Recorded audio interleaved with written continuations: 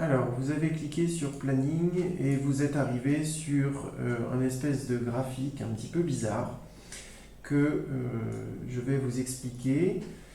Il n'est pas forcément extrêmement complexe, mais c'est sûr qu'il faut un petit peu d'explication pour pouvoir lire cette chose-là. On est donc bien là sur de la gestion de temps. Vous avez en fait, si je zoome un petit peu, ce sera peut-être mieux. Vous avez ici des dates. Donc, vous voyez que la ligne rouge qui est là, c'est aujourd'hui. Voilà. Et au fur et à mesure, en fait, que le temps avance, cette ligne monte. Donc, effectivement, il s'est passé quelque chose en juin 2021, et plus le temps passe, plus cette ligne monte. Et j'ai envie de dire, inexorablement, cette ligne monte. Alors, au jour où on a signé le contrat ensemble, où vous avez signé le contrat avec un maître d'œuvre instanté, celui-ci a pu définir des jalons du projet et définir un nombre de semaines entre chacun de ces jalons pour pouvoir voir avec un prévisionnel où est-ce qu'on arrive. Donc en fait, la mission que vous avez confiée à votre maître d'œuvre instanté, elle se résume par chaque petit point qui sont là et qui sont dispatchés dans le temps vis-à-vis d'un nombre de semaines qui a été prévisionné par votre maître d'œuvre instanté. Les temps sont prévisionnés en fonction de la durée, de la complexité du projet, mais aussi des périodes de l'année dans lesquelles on tombe. Le mois d'août, les fêtes de fin d'année, le mois de mai, ce sont des moments dans l'année civile qui font qu'en général, un projet peut perdre du temps. Donc votre maître d'œuvre instanté a simplement provisionné un nombre de semaines en fonction de toutes ces informations. Il faut lui donner aussi vos moments d'absence dans l'année pour qu'il puisse prévoir au mieux ce qui va se passer dans l'année. À chaque fois qu'un rendez-vous se fait, donc ici on serait sur le jalon, une fois qu'un jalon est atteint, on va avancer d'un cran. Voilà. Alors normalement on n'a pas ce panneau, hein. On voit tout le reste. Là c'est vraiment dans un but pédagogique. Donc en fait, dès qu'on passe au rendez-vous suivant, votre maître d'œuvre instanté va pouvoir évaluer si pour le rendez-vous suivant on va gagner ou perdre du temps ou si on ne bouge pas. Et finalement, ce petit point orange va pouvoir évoluer dans le temps. Alors, je vous ai préparé un autre qui va vous expliquer comment ça fonctionne en cas d'altération des temps. Mais ici, vous avez quelque chose qui se déroule au moment où tous les topics seront résolus. On considère qu'on tient le planning ou que ça va glisser ou pas. Et donc, vous allez voir que ça va créer des petites vagues. Et donc, au fur et à mesure, on avance comme ça. Ça, c'est fait, ça, c'est fait, ça, c'est fait.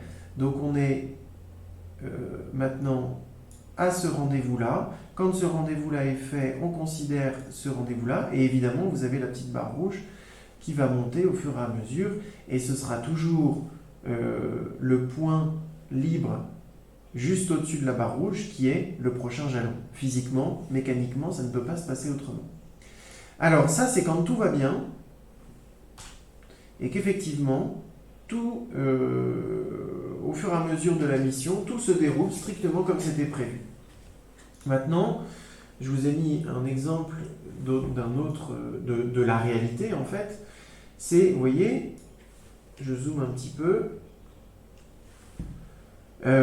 Ici, c'était l'enchaînement des tâches au premier jour où la mission a été confiée. Et puis, pour une raison qui est expliquée ailleurs, on a perdu. Ici, ce rendez-vous-là devait être réalisé le 7 septembre. Il a été réalisé le 9 octobre. Voilà. Donc, en fait, ça va faire bouger tous les rendez-vous suivants. Alors là, je pense que vous commencez à comprendre le truc.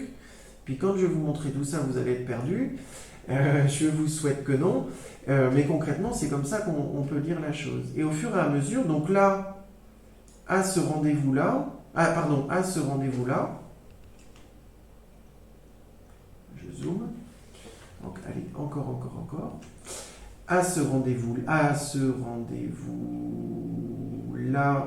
on avait prévu toute la mission, la durée de la mission. Ensuite, ce rendez-vous-là a eu lieu quelques jours plus tard, mais c'est pas parce qu'il a eu lieu quelques jours plus tard que ce rendez-vous-là devait être repoussé. D'ailleurs, ce rendez-vous-là a bien eu lieu à la date prévue et n'a pas remis en cause la durée de la mission. Par contre, pour une autre raison, ce rendez-vous a finalement eu lieu beaucoup plus tard. Et avec les informations qu'on a eues à ce rendez-vous, le délai pour arriver à ce rendez-vous-là, à ce jalon-là, a été beaucoup plus long que ce qui a été prévu ici. Et donc, dans les grandes lignes, vous avez un historique de l'historique. C'est-à-dire qu'au fur et à mesure que la mission évolue, on va pouvoir voir ce qui était prévu au début, à quel moment on a perdu du temps, alors le pourquoi vous posez la question à votre maître d'œuvre instant T.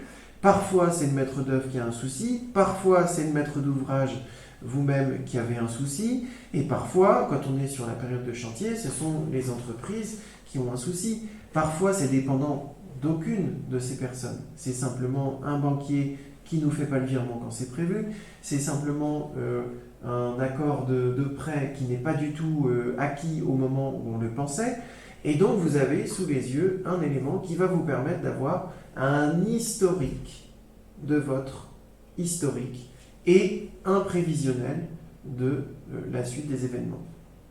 Voilà pour cette page. Alors, je vous confirme que, effectivement, uniquement pour une question pédagogique, j'ai rajouté ce graphique-là, mais on est bien d'accord que sur cette page-là, voilà comment celle-ci doit se présenter en début de mission, avec des lignes toutes droites, et puis toutes les explications de chacune des lignes sur la droite. Voilà, j'espère que ça vous conviendra comme explication, et sinon, n'hésitez pas à poser des questions à votre maître d'œuvre instant T.